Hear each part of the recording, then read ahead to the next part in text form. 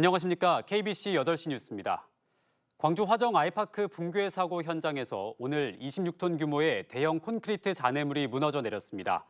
빠른 대피로 인명피해는 없었지만 아직도 건물 곳곳에 잔해물들이 위험하게 걸쳐져 있어 구조당국의 긴장감이 높아지고 있습니다. 한편 구조팀은 건물 26층에서 실종자 위치를 추가로 확인했습니다. 조윤정 기자가 보도합니다. 광주 화정 아이파크 건물이 뿌연 먼지로 뒤덮였습니다. 인근 상가 앞 도로엔 콘크리트 조각이 군데군데 떨어져 있습니다. 26톤 규모의 대형 콘크리트 잔해물이 건물 아래로 쏟아진 건 오늘 오전 8시 7분쯤. 하루 전까지만 해도 28층 건물 서쪽 외벽에 걸쳐져 있던 콘크리트 상판은 22층까지 무너졌습니다. 사고 현장 인근 상인과 주민들은 또 한 번 놀란 가슴을 쓸어내렸습니다. 사이렌이 울리면서 같이 동시에 쿵하는 소리가 들렸어요. 그래서 이제 베란다 블라인드를 열고 보니까 먼지가 엄청 이렇게 쌓여 있더라고요. 순간 첫 번째 11일 날 사고 났던 게 그 생각이 머릿속에 싹 스치길래 복도로 도망갔다가니 추락 직전 건물 내부를 살피던 소방 탐색조가 이상 징후를 처음 발견하고 곧바로 대피를 지시해 다행히 인명피해는 없었습니다. 또 잔해물 낙하를 대비해 설치해뒀던 와이어에 콘크리트 덩어리가 걸리면서 추가 붕괴를 막았습니다. 구조당국은 앞서 매몰자 구조를 위해 투입했던 중장비가 잔해물 추락에 영향을 줬을 것으로 보고 정확한 원인을 파악하고 있습니다. 이번 사고를 통해 사고 수습 작업 현장이 얼마나 위험한지를 다시금 확인시켜 주었습니다. 한편 어제 오후 4시 20분쯤 건물 26층 거실 바닥 쪽에서 네 번째 실종자의 신체 일부가 추가로 발견됐습니다. 해당 실종자는 현재 매몰된 장소의 가장 아래쪽에 위치해 있어 구조에는 오랜 시간이 걸릴 것으로 보입니다. 이처럼 실종자 구조 작업은 한시가 급한 상황이지만 잔해물 낙하 우려로 수색은 좀처럼 속도를 내지 못하고 있습니다. KBC 조윤정입니다. 설 연휴까지 반납하고 안간힘을 쓰고 있지만 광주 붕괴 사고 실종자를 찾기 위한 구조 작업은 난항에 난항을 거듭하고 있습니다. 26톤 규모의 대형 콘크리트가 떨어지면서 수색과 구조 작업은 또다시 중단됐습니다. 안전이 확보돼야만 구조 작업을 다시 시작할 수 있는데 아직까지 재개 일정은 나오지 않고 있습니다. 이상환 기자의 보도입니다.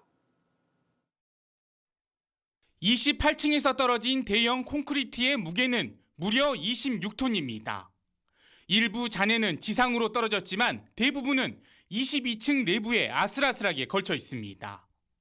진동이나 충격이 가해질 경우 또다시 잔해물이 추락할 수 있는 위험한 상황입니다. 구조당국은 불가피하게 구조와 수색을 잠정 중단했습니다. 수색 재개는 안전 진단 결과 어느 정도 안전이 확보된 상황에서 보강하고 상황에서 대원들을 투입할 계획입니다. 구조와 수색이 중단되면서 실종자 가족들의 속은 타들어가고 있습니다. 지난달 25일 27층에서 발견된 실종자 A씨는 신원까지 확인됐지만 쌓인 잔해물 때문에 아직까지 구조되지 못했습니다. 또 어제 26층에서 네 번째 실종자 B씨의 위치가 확인됐지만 구조 작업은 중단된 상태입니다. 실종자 가족들은 오히려 구조 대원들의 안전을 걱정했습니다. 저희야 간절하게 저희 가족들을 빨리 이렇게 구조해 주시면 좋겠지만 정말 있어서는 안 되는 게 이런 부분으로 인해서 또 구조의 속도를 내기 위해서 또 혹시나 이런 어떤 욕심에 의해서 안전사고가 발생하지 않는 게 저희는 더 먼저거든요. 구조당국은 내일 건축물 안전 전문가 회의를 통해 수색과 구조 재개 시점을 결정할 계획입니다. KBC 이상환입니다. 광주 화정 아이파크 붕괴 사고 두 번째 희생자의 사망 원인이 첫 번째 희생자와 같은 다발성 손상이라는 부검 결과가 나왔습니다. 광주 서구 신축 아파트 붕괴 사고 수사본부는 지난달 31일 붕괴 사고 현장 28층에서 수습된 두 번째 희생자에 대한 부검 결과 다발성 손상에 의한 사망으로 추정된다고 밝혔습니다. 공식 부검 결과가 나오기까지는 다소 시간이 걸릴 예정이지만 사고사가 명백한 만큼 경찰은 시신을 유족에게 인계했습니다. 두 번째 희생자의 유족들은 나머지 실종자 4명이 구조 또는 수습될 때까지 장례를 미루고 시신을 영안실에 안치하기로 했습니다. 여수시의 통합청사 건립 문제가 또다시 수면 위로 떠오르고 있습니다. 별관청사 8곳 가운데 한 곳이 최근 이사를 했는데 흩어진 청사로 인한 이사비와 임대료만도 지금까지 100억 원에 달합니다. 박승현 기자가 취재했습니다. 여수시 곡동에 있는 시청 별관입니다. 시청 8개과 180명이 근무하는 이곳에 3개과 30명이 추가로 둥지를 틀었습니다. 인구 28만인 여수시의 청사는 모두 8곳. 이렇다 보니 행정의 효율성이 떨어지고 시민 불편도 속출하고 있습니다. 다른 곳으로 가라고 이렇게 안내를 하면은 엄청 불편해하고 짜증을 많이 내십니다. 그래서 그 도로에 왔다 갔다 소비되는 시간과 비용이 만만치 않다고 생각됩니다. 그동안 흩어진 청사로 인해 지출된 이사 비용과 임대료는 100억 원에 달합니다. 전체 청사 관리 비용도 해마다 10억 원 넘게 쏟아붓고 있습니다. 이는 오롯이 시민들의 부담으로 돌아가고 있습니다. 지난 1998년 여수시와 여천시, 여천군이 하나로 통합한 여수시는 통합청사 문제를 두고 지역 이기주의가 판을 치면서 24년째 진통을 겪고 있습니다. 지방선거 때 각 후보들이 별관 정책에 대한 의견들을 공약으로 제시해서 그 공약을 시민들한테 선택받을 수 있게끔 여수시청 공무원 노조는 통합청사 건립을 주장하며 집단 행동에까지 나서고 있습니다. 지난 24년 동안 제자리 걸음에만 머물며 지역 갈등을 일으키고 있는 여수시 통합청사 문제를 이제는 해결해야 한다는 목소리가 커지고 있습니다. KBC 박승현입니다. 네, 다음은 코로나19 소식입니다. 설 연휴 마지막 날인 오늘 광주와 전남 지역에서 876명의 코로나19 신규 확진자가 나왔습니다.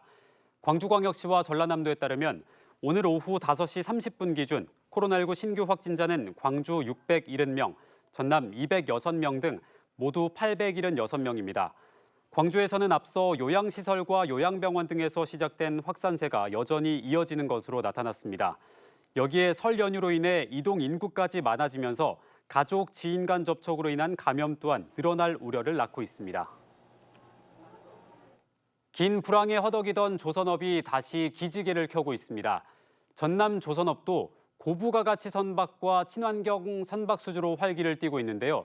원가 상승과 인력난 해소는 여전히 과제가 되고 있습니다. 이동근 기자의 보도입니다. 세계 사위권 조선소인 현대 삼호중공업은 지난 한 달만 20척의 릴레이 수주를 올렸습니다.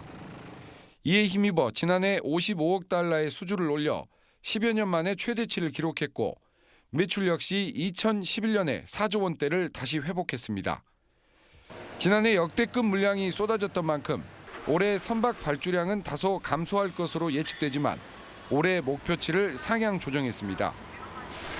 독보적인 기술력을 보유한 LNG와 LNG 추진선 등 고부가가치 선박과 친환경 선박 발주가 당분간 이어질 것이라는 예측 때문입니다. 협력사와의 상생도 강화에 품질 개선을 지원하고 중소조선업체의 자생력도 높일 계획입니다. 대형 저가 선박에서 지금 고가 선박, 고부가가치 선박으로 바뀌어가고 있는 그런 상황입니다. 그래서 선종의 변화에 따른 기술 변화 이런 측면에서도 우리 기술력이 중소기업에 전달될 수 있도록. 하지만 선가 상승에도 불구하고 강제 등 원자재의 글로벌 공급 차질로 인한 가격 상승 때문에 영업 손실을 보이고 있습니다. 더 큰 문제는 인력난입니다. 수년째 이어진 구조조정과 선박 수주 절벽 후유증으로 인력이 대거 빠져나갔습니다.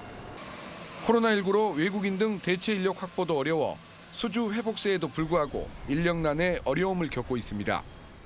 가장 문제가 인력입니다. 인력이 원활히 수급이 되지 않기 때문에 생산성이 완전히 떨어지고 또 주 52시간 때문에 더 연장 근무도 할 수가 없어서 그거에 대한 원가가 많이 먹고 있습니다. 긴 불황에 허덕이던 조선업의 부활이 감돌고 있지만 기술력 확보와 인력난 해소가 관건이 되고 있습니다. KBC 이동근입니다. 유근기 곡성 군수가 오는 6월 지방선거에 출마하지 않겠다고 공식 선언했습니다.